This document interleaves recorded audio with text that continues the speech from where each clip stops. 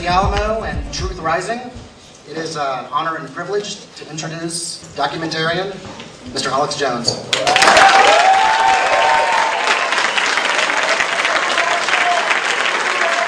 It is always humbling that so many great people come out to see my little films and care about the information I talk about and listen and are involved. And it really does humble me from the bottom of my heart. Thank you so much for coming out today here in Austin, Texas.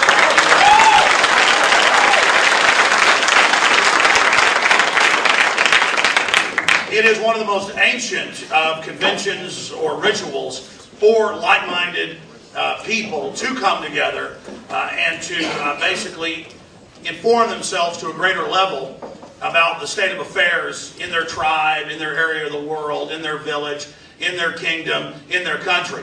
And we have become slaves, again, to a great extent because we haven't been informed, we haven't been involved in society, because we've had it good for so long. But people are rediscovering liberty and freedom. There is a greater call every day, intensifying, to legalize freedom and to turn back the control of the overarching New World Order system. And I want each and every one of you here to know that the seed of the universe really is in your soul, is in your heart, and that all of us together can make a real change in the world, like we've seen from We Are Changing Others. And I don't mean a Barack Obama or Hillary Clinton or John McCain type phony establishment change. I mean real change from the bottom up. And the establishment knows that and is very, very concerned. Just last week on the radio, I had the head of the Kissinger Group, one of the top guys at the Carnegie Endowment. These are the people that really organize and govern our planet and that set up the strategies for the social architecture that we live in. And during the break, I was talking to him before he went on air. I said, "Thanks for coming on, sir." He started laughing at me. And I said, "Why are you laughing?" He goes, "Look, don't act friendly. I know who you are." And I said, "You know who I am?" He goes, "Yeah, we know who you are. That's why I'm coming on this show, is to counter you." And he started cackling at me, and then he went on air and put on his nice guy act.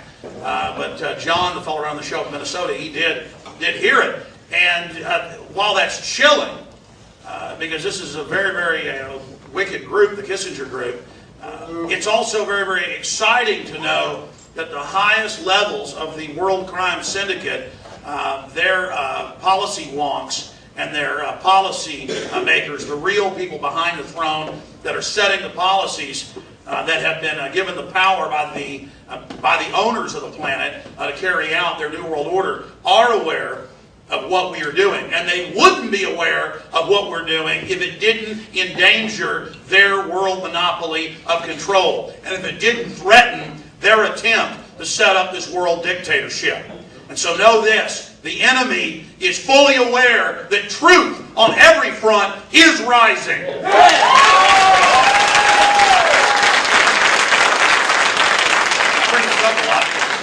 Bring it up to me on message boards and emails and phone calls and friends and family. Why are you still alive? And we know there's a world government. We know they're setting up a police state. We know they're building FEMA camps. You talked about it a decade ago, but now it's in the news. But why are you still alive? And that's because if they kill me, it legitimizes everything I've talked about, everything I've said, everything I've put forward. They've gotten more sophisticated than they were in past days. And they would just hope to minimize what I'm talking about, what I'm doing. But even if they do imprison me, set me up, kill me, that doesn't matter, because the idea of liberty and freedom didn't start with Alex Jones. It didn't start with Mahatma Gandhi or Martin Luther King. It didn't start with George Washington. It didn't start with Jesus Christ. It didn't start with any of those individuals. The idea of liberty and freedom has always been beating in the human heart and the human spirit since God put it in us when we were created. And that's why the establishment is so afraid of us.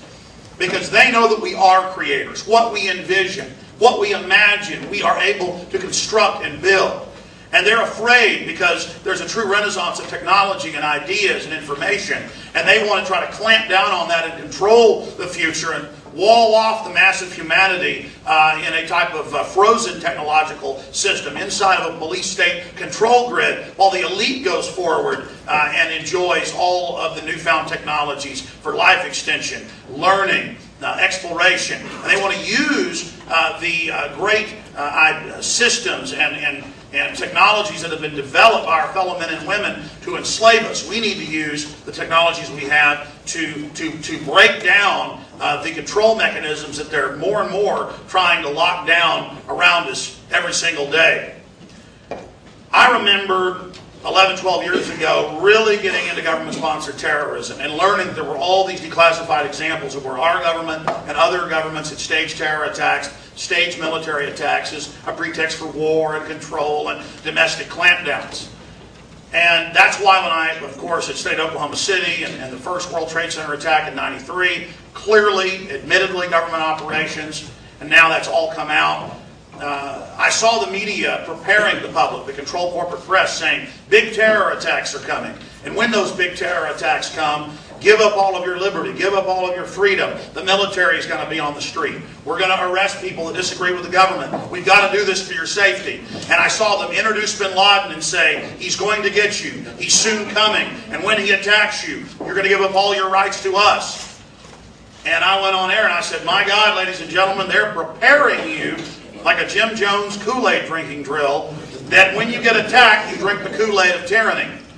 And they say that Osama bin Laden, the known CIA asset, attacked us because he hates our freedom. But that's a weird little lawyer inside joke with the establishment. They do that a lot. It's true. They did attack us. The New World Order did attack us because they hate our freedom. Because if they can totally enslave us, they can use us as a battering ram, as an engine, as a power plant to drive and energize their New World Order while they raise our taxes and destroy our dollar and destroy our name internationally. Then these global corporations, these Fortune 100, can move on from there after they have used our name, our energy, our strength by misdirecting us against innocent organizations and groups that they wanted to take over. Then in the end, we are now being seen as criminals, as I said we would be almost 7 years ago on 9/11. I said, you watch. We'll go into Iraq. We'll be there forever. We're going to this country, that country. We're not going to leave, and the U.S. will be blamed. How did I know? PNAC and Dick Cheney said that was the plan. It's not hard to understand what's going to happen next because these arrogant bastards know the average American, the average person across the world, doesn't read and research their own white papers, their own documents, their own admissions. And when you really start to read it, you see the arrogance and the hubris. But for the first time in my lifetime studying these people and talking to many others who've been fighting them 50, 60 years and together for hundreds of years, if you add up all these people that have been fighting them that I talked to, like G. Edward Griffin involved since '59, and countless others that have been involved 30, 40, 50 years. They say they've never seen an awakening this big, and the establishment, again, is losing that arrogance. But that makes them even more dangerous. All over the nation now, they're randomly stopping citizens. It says checkpoint, and they come up with needles and stick them in you and suck your blood out.